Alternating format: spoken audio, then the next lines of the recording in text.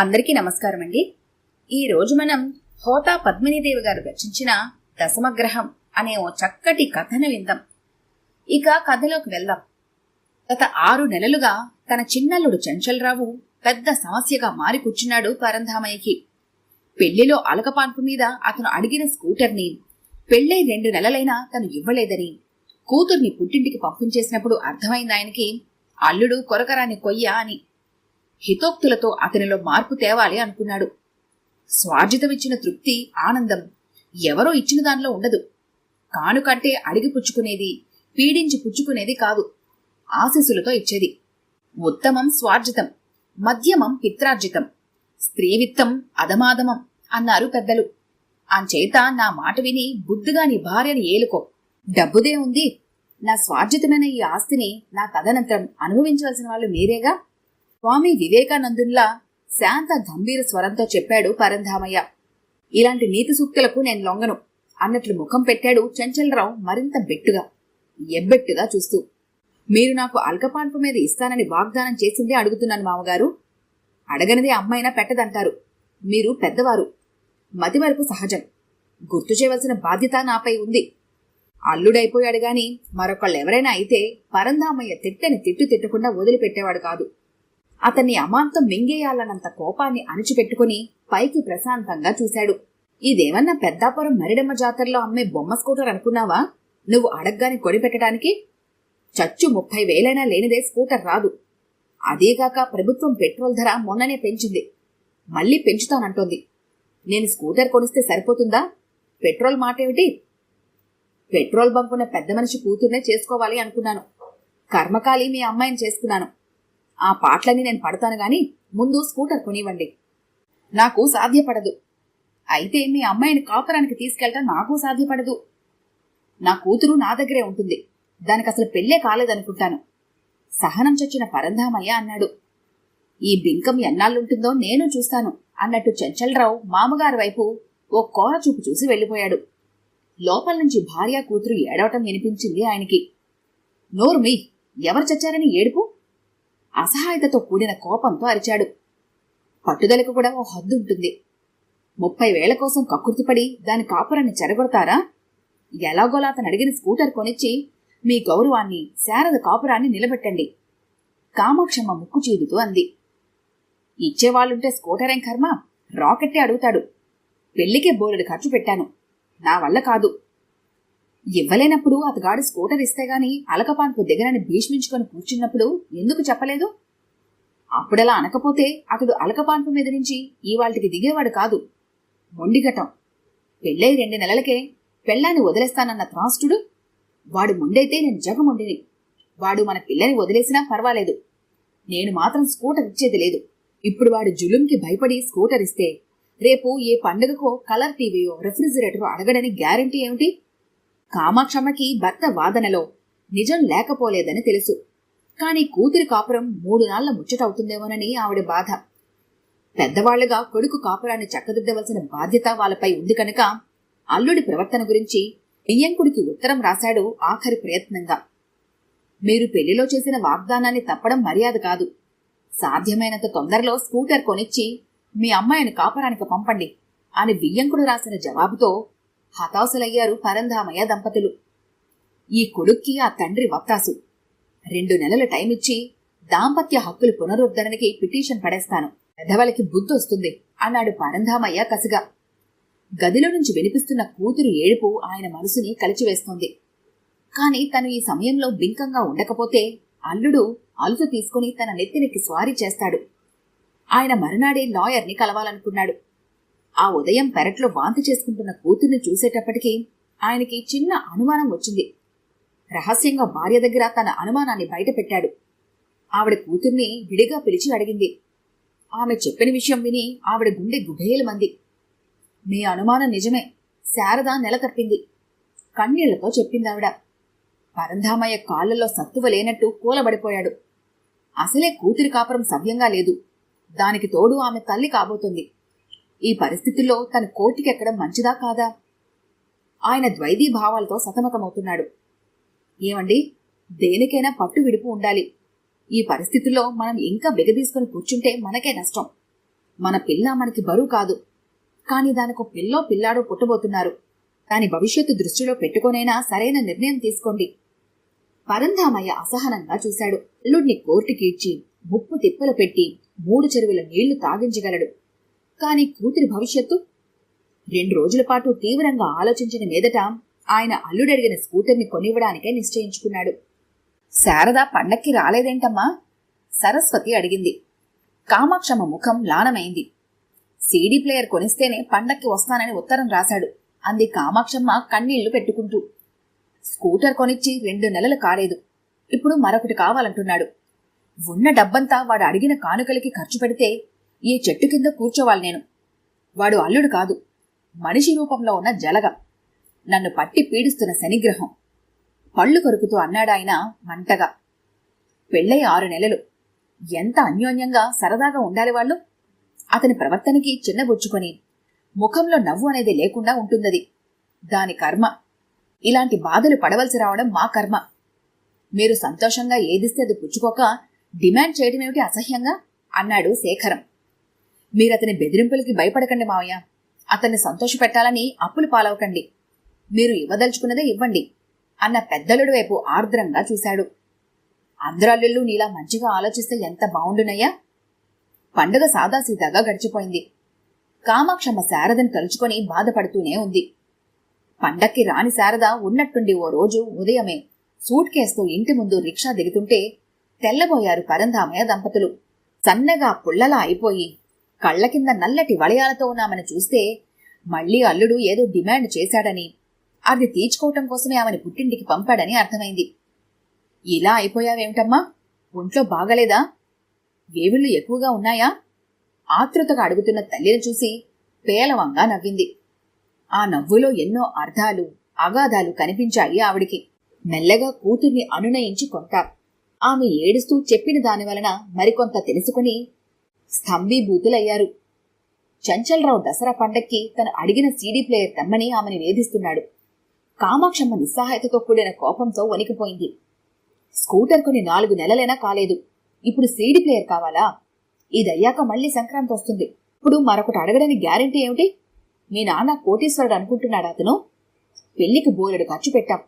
మళ్లీ బురుడికి బారసాలకి ఎంతవుతుందో. మీ నాన్న సంపాదించిన ఈ ఇల్లు, బ్యాంకులో ఉన్న డబ్బు మా తదనంతరం మీకే కదా. ఇప్పుడే ఇచ్చేయమంటే మా బతుకులేం కావాలి? మీ నాన్నని సీడీ ప్లేయర్ అడిగి పట్టురా అన్నారు.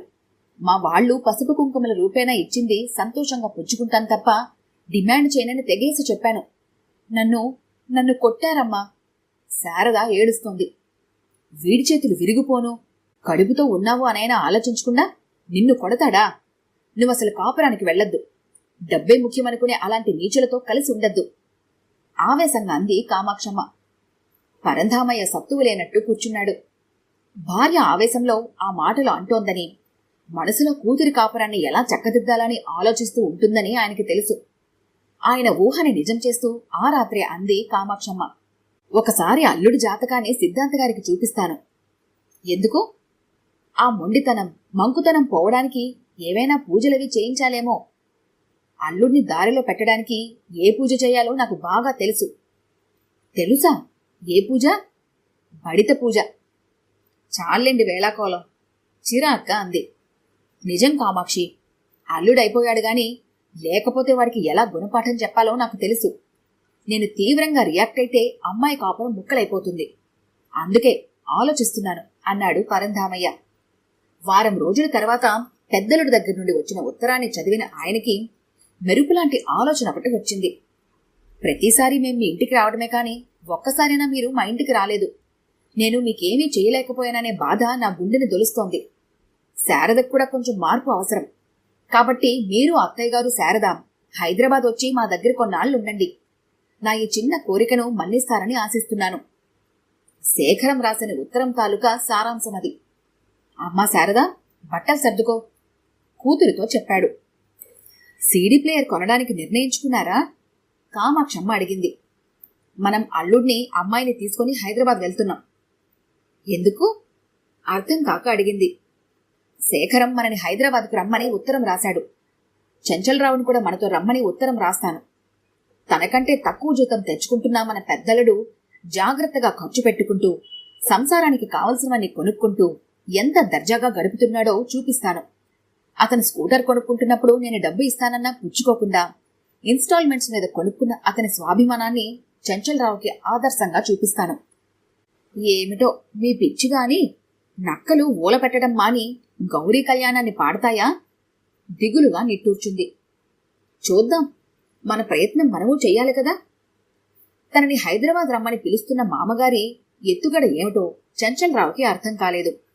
సీడీ ప్లేయర్ కొనమన్న తన డిమాండ్ను అటకెక్కించి హైదరాబాద్ రమ్మంటున్నాడేమిటి అనుకున్నాడు. కొరకరాని కొయ్యలాంటి మామగారిని ఎలా ఎదుర్కోవాలో ఇదివరకే ప్లాన్ చేశాడు. దానికి తల్లి తండ్రి మెరుగులు దిద్దారు. జాగ్రత్తరా రే, మీ మామ అసాధ్యుడు, నిన్ను హైదరాబాద్ ఎందుకు రమ్మంటున్నాడో అంది చంచలరావు తల్లి హెచ్చరికగా. అదే చూద్దాం అన్నాడు చంచలరావు. ఉన్నట్టుండి హైదరాబాద్ ప్రయాణమేమిటి అడిగాడు చంచలరావు దారిలో. మా పెద్దలుడు మమ్మల్ని రమ్మని పిలిచాడు. నిన్ను వదిలి అమ్మాయిని ఒక్కరిని ఎలా తీసుకెళ్తానోయ్? ఓహో అన్నాడు. శేఖరం, సరస్వతి ఆదరంగా ఆహ్వానించారు వీళ్ళని. స్నానం చేసి బ్రేక్ఫాస్ట్ తిన్నారు. వాషింగ్ మిషన్లో బట్టలు వేస్తున్న సరస్వతిని అడిగాడు పరంధామయ్య. వాషింగ్ మిషన్ బావుందమ్మా, ఎంతైంది? 7,000 చిల్లరైంది నాన్న. ఇన్స్టాల్మెంట్స్లో కొన్నాం. నెలకు 600 కట్టాలి. నన్ను అడిగితే నేను డబ్బు సర్దుబాటు చేసేవాడినిగా. ఆయనకి ఇష్టం ఉండదు నాన్న. అప్పుగానే కదమ్మా. అయినా సరే ఆయనకి ఇష్టం ఉండదు నాన్న. ఓరగా చంచలరావు ముఖంలోకి చూశాడు పరంధామయ్య. ఓహో, ఇలా నరుక్కొస్తున్నావా మావా అన్నట్టు చూశాడు చంచలరావు. భోజనాలయ్యాక శేఖరం అత్తమామలతో పాటు తోడల్లుడికి, మరదలికి కొత్త బట్టలు పెట్టించాడు భార్య చేత. తనకి పాదాభివందనం చేసిన పెద్ద కూతుర్ని, అల్లుడిని మనస్ఫూర్తిగా దీవించారు పరంధామయ్య దంపతులు. సీడీ ప్లేయర్ సంగతేం చేశారు అడిగాడు చంచలరావు నిర్మోహమాటంగా. క్షణకాలం ఆ గదిలో గాలి గడ్డకట్టింది. అతను అంత నిక్కచ్చిగా ముఖం మీద అడుగుతాడని ఊహించని పరంధామయ్య దిమ్మెరపోయాడు. దసరాకి నేను అడిగిన సీడీ ప్లేయర్ ఇవాల్టిదాకా కొనలేదు మీరు. వచ్చే నెలలో సంక్రాంతి వస్తోంది. అతని మాటల్లో సంక్రాంతికి మరేదో కావాలనే వార్నింగ్ వినిపించింది పరంధామయ్యకి. క్షణాల్లో తేరుకొని అన్నాడు. చూడు బాబు, నా దగ్గర లక్షలకి లక్షల డబ్బు మూలుగుతోందని, నువ్వు అడగ్గానే వేలకు వేలు ఖరీదైన బహుమతులు ఇస్తానని అపోహపడుతున్నావేమో. నా దగ్గర డబ్బుంది నిజమే, కానీ లక్షాధికారిని కాను. అవసరాలను తీర్చుకోవటానికి సరిపడే డబ్బుంది, కానీ అనవసరపు భేషజాలకి పోవడానికి కాదు. నీకు సీడీ ప్లేయర్ కావాలంటే ఇన్స్టాల్మెంట్స్లో కొనుక్కో. నీ తోడలుడికి నీకంటే తక్కువ జీతం, పెద్ద సిటీలో కాపురం ఉంటున్నాడు. అయినా ఎప్పుడు ఒక్క రూపాయి కూడా నన్ను అడగలేదు. ఉన్నంతలో పొదుపుగా ఖర్చు పెట్టుకుంటూ సంసారానికి అవసరమైనవన్నీ కొనుక్కుంటున్నాడు. అతనికంటే జీతం ఎక్కువ వస్తున్న నువ్వు ఇంకా దర్జాగా బ్రతకగలవు. శేఖరాన్ని చూసైనా నీలో మార్పు వస్తుందనే ఆశతో నేను నిన్నిక్కడికి తీసుకొచ్చాను. మెల్లగా అయినా స్పష్టంగా ఖచ్చితంగా చెప్పిన మామగారి మాటలకి చంచలరావు ముఖం అందరూ ఆశించినట్టుగా ఎర్రబడలేదు. ఒక నవ్వి నవ్వి ఊరుకున్నాడు. సాయంకాలం చంచలరావుని శేఖరం పిలిచాడు. అలా ట్యాంకు బండి దాకా వెళ్ళొద్దాం పదండి అని. సరే అన్నాడు చంచలరావు. ఇద్దరు స్కూటర్పై బయలుదేరారు. మీతో కొంచెం మాట్లాడాలి. మాట్లాడండి. మీరు మామగారిని ఖరీదైన కానుకలిమ్మని డిమాండ్ చేస్తున్నారట. మనం చదువుకున్న వాళ్ళం, జన్మతః వచ్చిన సంస్కారాన్ని చదువుతో మెరుగులు దిద్దుకోవాల్సిన వాళ్ళం. అత్తవారిచ్చే కానుకల కోసం ఆశించడం, అవి తీసుకుని రమ్మని భార్యని హింసించడం ఎంతవరకు సమంజసం? మనకు ఉన్నదానితో తృప్తి పడాలి. అయ్యిందాన్ని ఉపన్యాసం అన్నట్టు చూస్తూ నవ్వాడు చంచలరావు. ఈ స్కూటర్ మీరే కొనుక్కున్నారా? అతను ఈ ప్రశ్న ఎందుకు అడుగుతున్నాడో శేఖరానికి అర్థం కాలేదు. అవును, ఇన్స్టాల్మెంట్స్లో కొనుక్కున్నాను. కానీ నేను స్కూటర్ మామగారి చేత కొనిపించుకున్నాను. కొనిపించుకున్నారు. అలకపాన్పు మీద మీరు అడిగారు.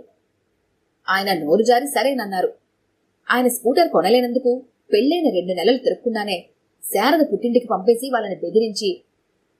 నేను అనుసరించిన మార్గం మీకు తప్పు అనిపించచ్చు, కానీ నేను ఆ మాత్రం బెట్టి చూపించకపోతే ఆయన ఈ జన్మలో స్కూటర్ కాదు కదా, టాయ్ స్కూటర్ కూడా కొనివ్వడు. మన మామగారికి మీ భార్య, నా భార్య ఇద్దరే ఆడపిల్లలు. ఆయన సంపాదించింది వాళ్ళిద్దరికీ అని చెబుతూనే మనకిచ్చే కానుకలని ఎంత చౌకగా తేల్చేయాలని ఆలోచిస్తాడు. ఎప్పుడు ఆయన తదనంతరం వచ్చే డబ్బు కోసం నోట్లో వేలు వేసుకుని కూర్చుని ఎదురు చూసి చూసి మనం ముసలివాళ్ళం అయిపోతాం. నిజంగా ఆ డబ్బు చేతికొచ్చే టైంకి అనుభవించడానికి వయసు ఉండదు మనకి. అందుకని ఆయన్ని కాబూలి వాళ్ళలా పీడిస్తారన్నమాట. మిమ్మల్ని చూస్తే జాలేస్తుంది అన్నయ్య గారు. మీ మంచితనాన్ని చెమటతనంగా లోకువు కట్టి మామగారు మీకు చవగ్గా కానుకలిచ్చి వదిలించుకుంటున్నారు. జీవితంలో 4 వంతు ఇన్స్టాల్మెంట్స్ కి కట్టేసి మిగిలిన డబ్బుతో నెలంతా ఎలా గడపాలని దిక్కులు చూస్తున్నారు మీరు. పోనీ నేను మామగారి కానుకల కోసం పీడించే నికృష్టుణ్ణే. కాని ఆయన మిమ్మల్ని ఒకలాగా నన్నొకలాగా చూడటమేమిటి? మీ మంచితనానికి ముక్తిలే మీకు కూడా నాతో పాటు సమానమైన కానుకలు ఇవ్వచ్చుగా. మీకు 500 పెట్టి బట్టలు, నాకు 30,000 పెట్టి స్కూటరు. శేఖరానికి ఎక్కడ తగలాలో అక్కడ తగిలాయి ఆ మాటలు. అతని ముఖం నల్లబడింది. అతని ముఖంలో తను ఆశించిన మార్పు కనబడగానే చెంచల్రావు రెచ్చిపోయాడు. మీకు భార్యని అపురూపంగా చూసుకునే బుద్ధివంతుడని, మామగారు ఏమిస్తే అది పుచ్చుకునే నీతిమంతుడనే పేరు వస్తే రావచ్చు. కాని మీ పెళ్ళైన 4 ఏళ్లలో మీరేం సంపాదించగలిగారు? నన్నే చూడండి. పెళ్ళై 2 నెలలు తిరగకుండానే స్కూటరు. ఇప్పుడు సీడీ ప్లేయర్ కొనిస్తే తప్ప శారదని ఏలుకోను. విజయవాడలో నా భార్యను కొడితే అనకాపల్లిలో ఉన్న మామగారికి కన్నీళ్లు రావాలి. తన మాటలు ఎంతటి సంచలనాన్ని కలిగించాయో శేఖరం ముఖం చూస్తే అర్థమైంది చెంచల్రావుకి. ఆ రాత్రి శేఖరానికి నిద్ర పట్టలేదు. పదే పదే తోడల్లుడి మాటలు గుర్తుకు రాసాగాయి. నిజమే, తన మంచితనం మామగారి దృష్టిలో చెమటతనంగానే కనిపిస్తోంది. లేకపోతే తనకి ముష్టి 500 పెట్టి బట్టలు కొని చిన్నలుడికి స్కూటర్ కొనిస్తాడా? చూపిస్తానా తడాకా. పళ్ళు కొరుక్కున్నాడు. పరందామయ్య కుటుంబం హైదరాబాద్ నుంచి అనకాపల్లి తిరిగొచ్చిన 10 రోజుల తర్వాత సరస్వతి 3 ఏళ్ల పసివాడితో చేతిలో సూట్ కేసుతో ఆ ఇంటి ముందు ఆటో దిగింది. హఠాత్తుగా వచ్చిన కూతురు చూసి ఆశ్చర్యపోయి తర్వాత ఆనందంగా ఆహ్వానించాడు పరందామయ్య. నువ్వొక్కరితే వచ్చావేమిటమ్మా, అల్లుడేడి? సమాధానంగా సరస్వతి బావురుమంది. మిమ్మల్ని అడిగి 30,000 రూపాయలు తెస్తేనే నన్ను కాపడానికి రమ్మన్నారు నాన్న మీ అల్లుడు అని ఏడుస్తున్న కూతురుని చూసి నిర్ఘాంతపోయాడు పరందామయ్య. పెద్దల్లుడిని చూసి చిన్నల్లుడిలో మార్పు వస్తుందని ఆశించాడు. కాని చిన్నల్లుడిని చూసి పెద్దల్లుడే మారిపోయాడా? అల్లుడిని దశమగ్రహం అని ఎందుకంటారో అర్థమైందా ఆయనకి. చిక్కు సమస్యలుగా మారిన కూతుళ్ల కాపురాలని ఎలా చక్కదిద్దాలా అని నిస్పృహగా కూలబడిపోయాడు పరంధామయ్య. ఈ కథ కనుక మీకు నచ్చినట్లయితే లైక్ చేయండి, షేర్ చేయండి. మరిన్ని ఇంట్రెస్టింగ్ కథల కోసం మా ఛానల్ని తప్పకుండా సబ్స్క్రైబ్ చేసుకోండి.